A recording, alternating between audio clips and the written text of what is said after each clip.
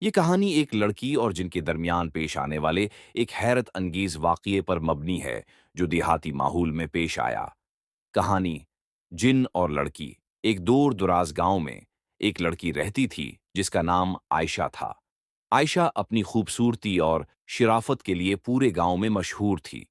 وہ ہر روز شام کے وقت قریب کے جنگل میں لکڑیاں ہوتی تھیں جمع کرنے جاتی تھی کیونکہ ان کے گھر کے حالات اچھے نہیں تھے اور وہ اپنے والدین کی مدد کرنا چاہتی تھی۔ جنگل کی پراسراریت ایک دن جب عائشہ جنگل میں لکڑیاں جمع کر رہی تھی اسے ایک عجیب سی آواز سنائی دی۔ آواز بہت مدھم اور پراسرار تھی، جیسے کوئی اسے بلانے کی کوشش کر رہا ہو۔ پہلے تو عائشہ نے نظر انداز کیا، لیکن پھر اس نے محسوس کیا کہ آواز قریب آتی جا رہی ہے۔ وہ ڈر گئی، لیکن اپنے دل کو مضبوط کر کے لکڑیاں جمع کرنے میں مصروف رہی۔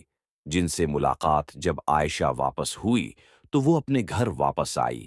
جانے کے لیے مڑی تو اس نے دیکھا کہ ایک عجیب و غریب سایہ درختوں کے پیچھے سے جھانک رہا ہے۔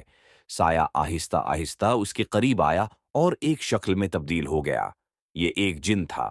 جن نے کہا، مت ڈرو، میں تمہیں نقصان پہنچانے کے لیے نہیں آیا۔ میں تمہیں کافی دنوں سے دیکھ رہا ہوں۔ تمہارے اخلاق اور ہمت نے مجھے متاثر کیا ہے۔ عائشہ کی جرات ہے۔ عائشہ نے ہمت کرتے ہوئے کہا، میں صرف ایک عام انسان ہوں اور اپنے گھر والوں کے لیے لکڑیاں جمع کرتی ہوں۔ تم مجھ سے کیا چاہتے ہو؟ جن نے جواب دیا، میں ایک نیک جن ہوں اور میں تمہاری مدد کرنا چاہتا ہوں۔ تمہاری محنت اور والدین کی خدمت مجھے پسند آئی ہے۔ اگر تم اجازت دو تو میں تمہاری زندگی آسان بنا سکتا ہوں۔ جن کی مدد ہوں۔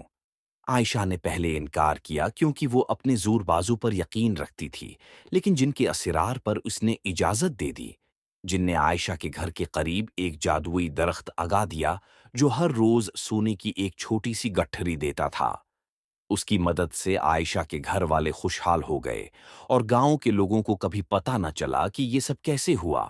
شکر گزاری عائشہ نے ہمیشہ اللہ کا شکر ادا کیا اور جن کو یاد دلایا کہ ہر چیز اللہ کی عطا ہے۔